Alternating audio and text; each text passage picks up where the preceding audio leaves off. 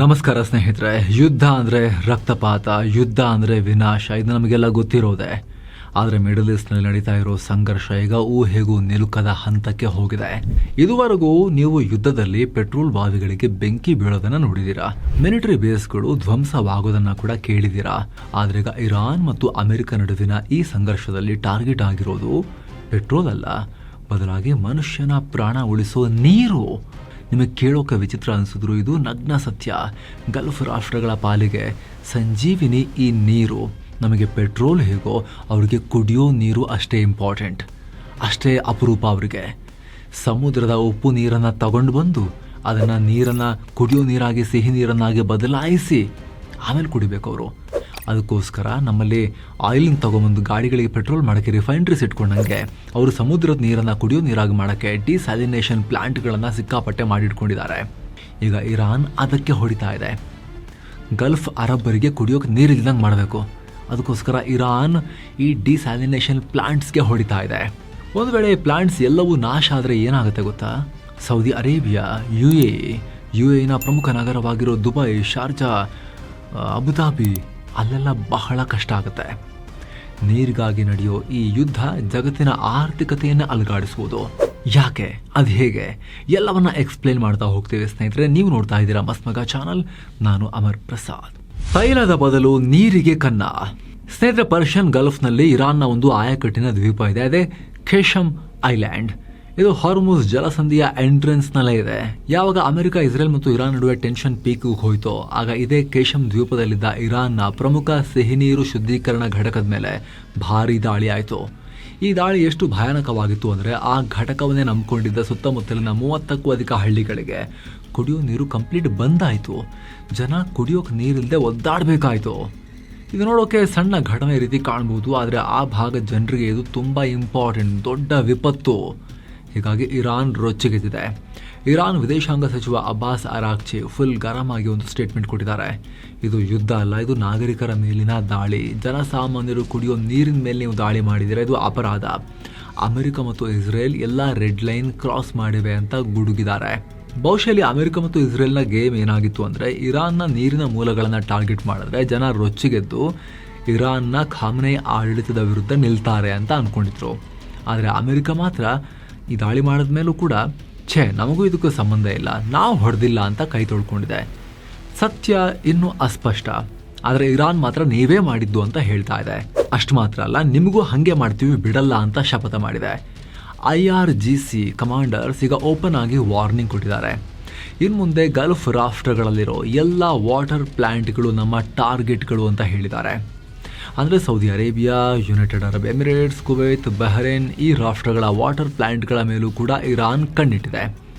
ಈಗ already Bahrain ರಾಷ್ಟ್ರ ಹೌದು, ನಮ್ಮ ವಾಟರ್ ಪ್ಲಾಂಟ್ ಮೇಲೆ ಡ್ರೋನ್ ಹಾರಾಟ ನಡೆದಿದೆ ಅಂತ ಒಪ್ಕೊಂಡಿದೆ.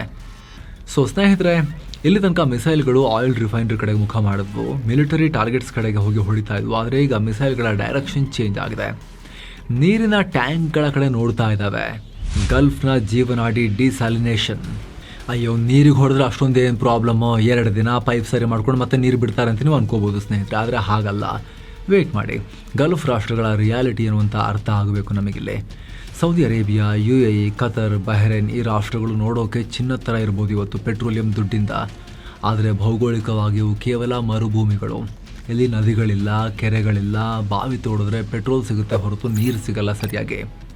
ಹಾಗಿದ್ರೆ ಇಲ್ಲಿನ ಜನ ನೀರು ಕುಡಿಯೋದು ಹೇಗೆ? ಮತ್ತು ಸ್ವಿಮ್ಮಿಂಗ್ ಪೂಲ್ಗಳನ್ನು ಲಕ್ಸುರಿಯಾಗಿ ಮೇಂಟೈನ್ ಮಾಡೋದು ಹೇಗೆ? ಕೃಷಿ ಮಾಡೋದು ಹೇಗೆ? ಉತ್ತರ ಡಿಸ್ಯಾಲಿನೇಷನ್, ಅಂದರೆ ಸಮುದ್ರದ ನೀರನ್ನು ರಿಪೇರಿ ಮಾಡಿಕೊಂಡು ಯೂಸ್ ಮಾಡೋದು, ಶುದ್ಧೀಕರಣ ಮಾಡಿಕೊಂಡು. ಅಂಕಿಅಂಶ ಕೇಳಿದ್ರೆ ನಿಮಗೆ ತಲೆ ತಿರುಗುವುದು. ಕುವೈತ್ ದೇಶದ 100ಕ್ಕೆ 90% ನೀರು ಬರೋದು ಸಮುದ್ರದಿಂದಲೇ. ದುಬೈ ಮತ್ತು ಅಬುದಾಬಿ ಇರೋ UAEನಲ್ಲಿ 90% ನೀರು ಇದೇ ಪ್ಲಾಂಟ್ಗಳಿಂದ ಬರಬೇಕು.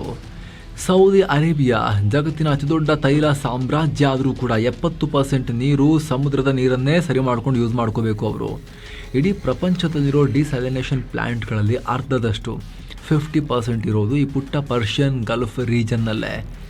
ನಿಮಗಿಲ್ಲಿ ಪ್ರಶ್ನೆ ಬರುತ್ತೆ, ಸಮುದ್ರದ ಒಂದು ಹನಿ ನೀರು ಕುಡಿಯೋಕ್ಕೂ ಕೂಡ ಕಷ್ಟ, ಅಷ್ಟೊಂದು ಭಯಾನಕ ಉಪ್ಪು ಮತ್ತು ಲವಣಾಂಶ ಇರುತ್ತೆ. ಅದನ್ನು ಹೇಗೆ ಶುದ್ಧೀಕರಣ ಮಾಡ್ತಾರೆ? ಇಡೀ ದೇಶಕ್ಕಾಗುವಷ್ಟು ನೀರನ್ನು ಹೆಂಗೆ ಮಾಡ್ಕೋತಾರೆ ಅದರಲ್ಲಿ ಅಂತ. ಅದನ್ನು ರಿವರ್ಸ್ ಆಸ್ಮೋಸಿಸ್ ಟೆಕ್ನಾಲಜಿ ಅಂತ ಹೇಳ್ತಾರೆ. 3 ಸಿಂಪಲ್ ಆದ್ರೆ ಬೃಹತ್ ಹಂತಗಳಲ್ಲಿ ಕೆಲಸ ನಡೆಯುತ್ತೆ. ರಿವರ್ಸ್ ಆಸ್ಮೋಸಿಸ್ ಅಂದ್ರೆ ಏನು ಸ್ನೇಹಿತರೆ? ಇಲ್ಲಿ ಸ್ಟೆಪ್ ವೈಸ್ ಎಕ್ಸ್ಪ್ಲೇನ್ ಮಾಡ್ತೀವಿ. ಸ್ಟೆಪ್ 1, ಸಮುದ್ರದ ಉಪ್ಪು ನೀರನ್ನ ದೈತ್ಯ ಪೈಪ್ಗಳ ಮೂಲಕ ಫ್ಯಾಕ್ಟರಿ ಒಳಗೆ ಎಳ್ಕೊಳ್ತಾರೆ.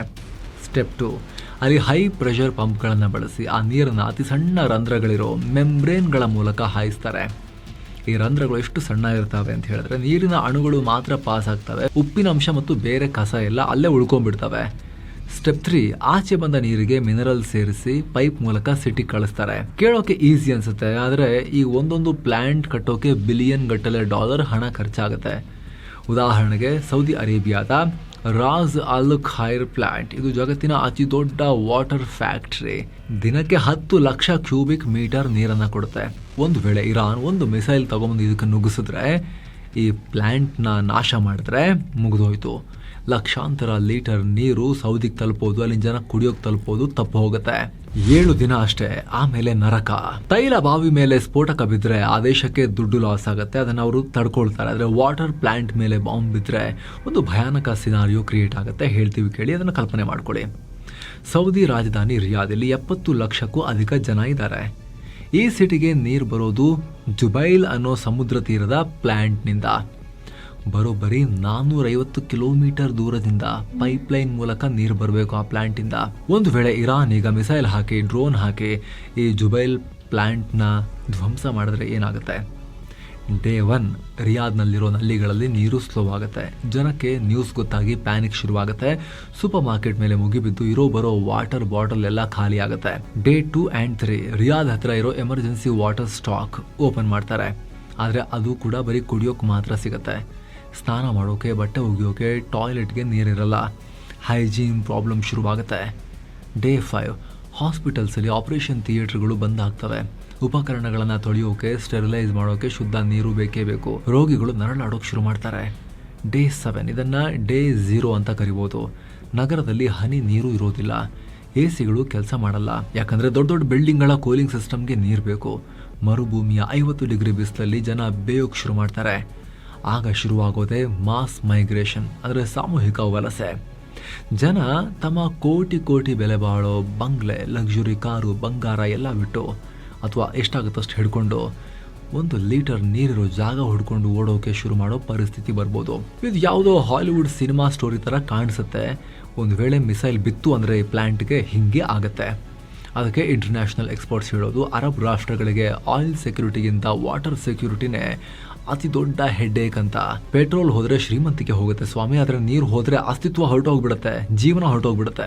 ಇಷ್ಟೆಲ್ಲ ಗೊತ್ತಿದ್ರು ಇರಾನ್ ಯಾಕೆ ಈ ರಿಸ್ಕ್ ತಗೊಳ್ತಾ ಇದೆ? ಅಮೆರಿಕದಂತಹ ದೊಡ್ಡಣ್ಣನನ್ನ ಎದುರು ಹಾಕೊಂಡು ಇರಾನ್ ಗೆಲ್ಲೋಕಾಗತ್ತಾ? ಇಲ್ಲಿ ಇರಾನ್ ಬಳಸ್ತಾ ಇರೋ ತಂತ್ರಕ್ಕೆ ಡಿಫೆನ್ಸ್ ಭಾಷೆನಲ್ಲಿ ಎಸಿಮೆಟ್ರಿಕಲ್ ವಾರ್ಫೇರ್ ಅಂತ ಕರೀತಾರೆ. ಅಂದ್ರೆ ಶತ್ರು ನಮಗಿಂತ ಸ್ಟ್ರಾಂಗ್ ಇದ್ದಾಗ ಅವ್ರನ್ನ ನೇರವಾಗಿ ಎದುರಿಸಬಾರದು, ಬದಲಿಗೆ ಅವರ ವೀಕ್ನೆಸ್ ಎಲ್ಲಿದೆ, ದೌರ್ಬಲ್ಯ ಎಲ್ಲಿದೆ ಅಂತ ಹುಡುಕಬೇಕು. 100 ಏಟ್ ಹೊಡೆದು ಅದು ಏನೂ ಆಗದೆ ಇರೋದಕ್ಕಿಂತ ಶತ್ರುಗೆ 1 ಏಟ್ ಹೆಂಗೆ ಹೊಡಿಬೇಕು ಅಂದರೆ ಆ 1 ಏಟಿಗೆ ಶತ್ರು ಮಲಗಿಬಿಡಬೇಕು, ಬಲಶಾಲಿ ಶತ್ರು. ಅದು ಇರಾನ್ನ ಲೆಕ್ಕಾಚಾರ. ಇಲ್ಲಿ ಅವರು ಸಿಂಪಲ್ ಆಗಿ ಯೋಚನೆ ಮಾಡ್ತಿದ್ದಾರೆ. ಭೌಗೋಳಿಕ ಲಾಭ. ಇರಾನ್ ರಾಷ್ಟ್ರ ಅರಬ್ ರಾಷ್ಟ್ರಗಳಂತೆ ಪೂರ್ತಿ ಮರುಭೂಮಿಯಲ್ಲ. ಅಲ್ಲಿ ಪರ್ವತಗಳಿವೆ, ನದಿಗಳಿವೆ, ಡ್ಯಾಮ್ಗಳಿವೆ, ಅಂತರ್ಜಲ ಇದೆ. ಯುದ್ಧ ಆಗಿ ವಾಟರ್ ಪ್ಲಾಂಟ್ ನಾಶ ಆದರೂ ಕೂಡ ಇರಾನ್ ಜನ ಹೇಗೋ ಬದುಕೊಳ್ತಾರೆ. ಆದರೆ ಅರಬ್ ರಾಷ್ಟ್ರಗಳು ತುಂಬ ಕಷ್ಟ. ಜೊತೆಗೆ ತೆರೆದ ಪುಸ್ತಕಗಳು ಗಲ್ಫ್ ರಾಷ್ಟ್ರಗಳಲ್ಲಿವೆಲ್ಲ. ವಾಟರ್ ಪ್ಲಾಂಟ್ಗಳು ಸಮುದ್ರದ ದಡದಲ್ಲೇ ಕಣ್ಣಿಗೆ ಕಾಣೋ ಥರ ಇವೆ, ಬಚ್ಚಿಡಕ್ಕಾಗಲ್ಲ. ಕ್ಲಿಯರ್ ಸ್ಯಾಟಲೈಟ್ ಲೊಕೇಶನ್ ಇದೆ ಇರಾನ್ ಹತ್ರ. ಒಂದು ಅಗ್ಗದ ಡ್ರೋನ್ ಕಳಿಸಿದ್ರು ಸಾಕು, 1000 ಕೋಟಿಯ ಪ್ಲಾಂಟ್ ಭಸ್ಮ ಆಗುತ್ತೆ. Next ಅಮೆರಿಕಾಗೆ message. ಇರಾನ್ ನೇರವಾಗಿ ಅಮೆರಿಕಾಗೆ ವಾರ್ನಿಂಗ್ ಕೊಡ್ತಾ ಇದೆ, ನೀವು ನಮ್ಮ ಮೇಲೆ ಬಾಂಬ್ ಹಾಕಿದ್ರೆ ನಾವು ನಿಮ್ಮ ಈ ಅರಬ್ ಫ್ರೆಂಡ್ಸ್ ಸೌದಿ, UAE ಅವ್ರನ್ನೆಲ್ಲ ಬಾಯಾರಿಕೆಯಿಂದ ಸಾಯಿಸ್ಬಿಡ್ತೀವಿ ಅನ್ನೋ ಬ್ಲಾಕ್ ಮೇಲ್ ಮಾಡ್ತಿದ್ದಾರೆ ಇರಾನ್ ಅವರು. ಭಾರತಕ್ಕೇನು ನಷ್ಟ, ನಮಗೇನು ಕಷ್ಟ? ಸ್ನೇಹಿತರೆ, ಗಲ್ಫ್ ರಾಷ್ಟ್ರಗಳಲ್ಲಿ ಈ ಡಿಸ್ಯಾಲಿನೇಷನ್ ಪ್ಲಾಂಟ್ಗಳು ಬರೀ ನೀರು ಕೊಡಲ್ಲ, ಇವುಗಳನ್ನ ಕೋ ಜನರೇಷನ್ ಪ್ಲಾಂಟ್ಸ್ ಅಂತಾರೆ. ಅಂದ್ರೆ ಇವು ಒಂದೇ ಟೈಮ್ನಲ್ಲಿ ನೀರು ಮತ್ತು ಎಲೆಕ್ಟ್ರಿಸಿಟಿ ಎರಡನ್ನೂ ಉತ್ಪಾದಿಸ್ತವೆ. ವಾಟರ್ ಪ್ಲಾಂಟ್ ಮೇಲೆ ಸ್ಫೋಟಕ ಬಿದ್ದರೆ ಆ ದೇಶದ ಪವರ್ ಸಪ್ಲೈ ಕೂಡ ಕಟ್ ಆಗುತ್ತೆ. ಪವರ್ ಇಲ್ಲ ಅಂದ್ರೆ ಅಲ್ಲಿನ ಬೃಹತ್ ಆಯಿಲ್ ರಿಫೈನರಿಗಳು ಸರಿಯಾಗಿ ಕೆಲಸ ಮಾಡಲ್ಲ. ರಿಫೈನರಿಗಳಲ್ಲಿ ಮಷಿನ್ ತಂಪು ಮಾಡೋಕೆ ಲಕ್ಷಾಂತರ ಲೀಟರ್ ನೀರು ಬೇಕು. ನೀರು ಇಲ್ಲ, ಕರೆಂಟು ಇಲ್ಲ ಅಂದರೆ ಪೆಟ್ರೋಲ್ ಉತ್ಪಾದನೆ ಬಂದ್. ಜಗತ್ತಿಗೆ ಬೇಕಾದ 1/3 ಭಾಗದಷ್ಟು ಆಯಿಲ್ ಬರೋದೇ ಇಲ್ಲಿಂದ.